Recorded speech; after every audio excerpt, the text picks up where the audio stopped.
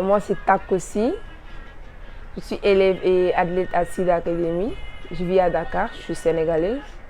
J'ai 17 ans.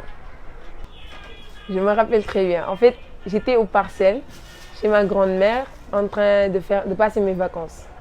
Et mon père, il me dit tout le temps, tu es chez toi ici, donc pourquoi partir passer tes vacances ailleurs?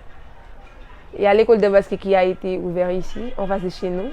Après, il m'a appelé, il m'a dit, il y a une école de basket qui est ouverte, tu veux jouer? Il dit, basket, on va tenter. Il m'a amené à Ardennes, c'était une boutique qui venait juste d'ouvrir. Je ne savais même pas c'est quoi les chaussures de basket. On a acheté, je pense, 4 paires de chaussures, des t-shirts, des pantalons. Et là, c'est là que j'ai commencé à jouer. Mais l'inspiration, quand même, ça vient de lui. C'est lui qui m'a dit, mais viens faire du basket. Il s'est donné quand il a. Il s'est aidé.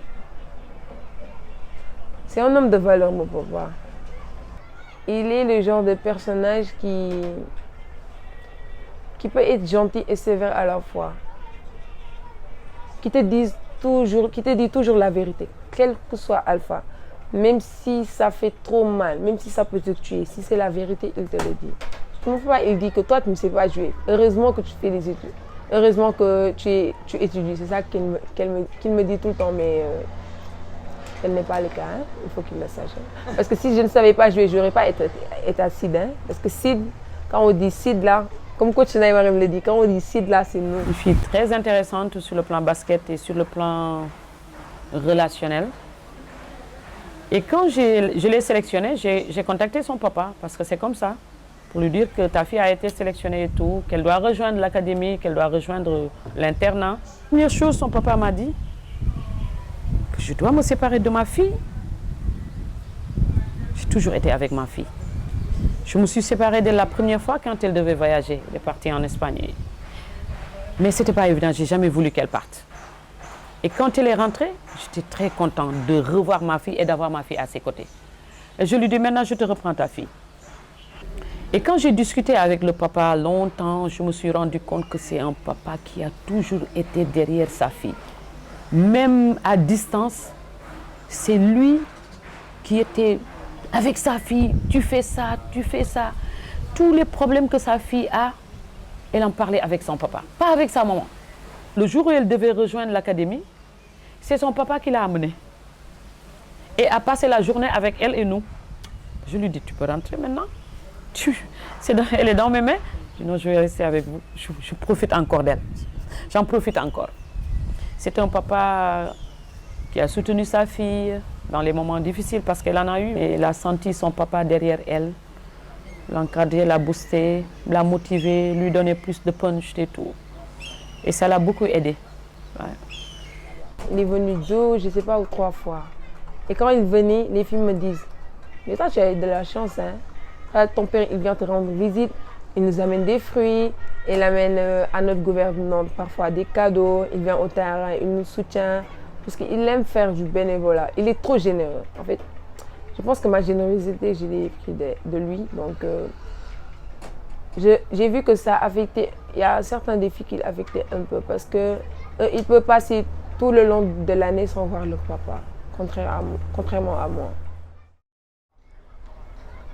Je suis moi. Je m'appelle Omar Sy, Omar Moussa Sy.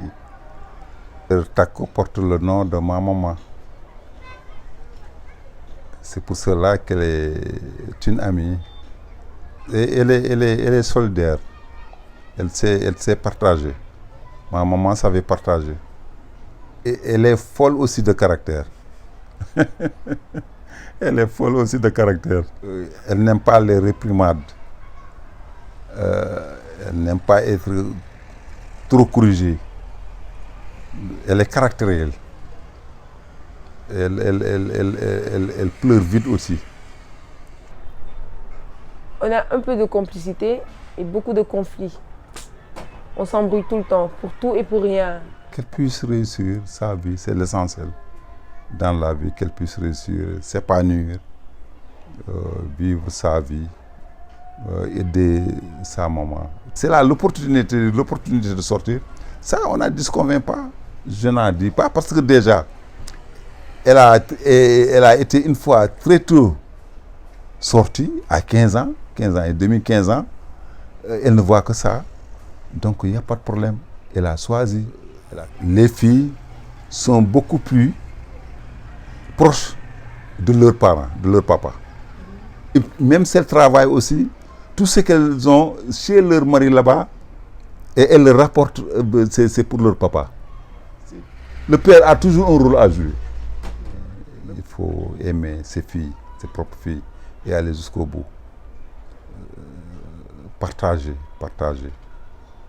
Leur inculquer ce que vous aviez de meilleur. Jusqu'à l'âge vraiment adulte, ou bien jusqu'à en avoir un mari, maintenant,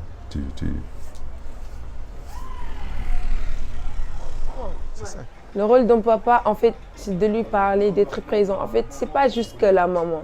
C'est pas juste de donner l'argent, de la dépense, comme on dit, et après s'effacer. C'est pas juste de payer l'école, après de s'effacer. C'est pas juste de donner un argent de poche, après s'effacer. En fait, le papa, comme la maman fait, il devrait parler à son fils ou bien à son fils ou bien à sa fille, de le guider. Même si tu n'es pas présente physiquement, il faut être présente virtuellement. Parce que se libérer 5 minutes et de parler à sa fille, ça, ce n'est rien. Même si tu n'as pas le temps, mais 5 minutes d'appeler ta fille. Et bonjour ma fille, comment tu vas? Comment ça s'est passé à l'école? Ça va.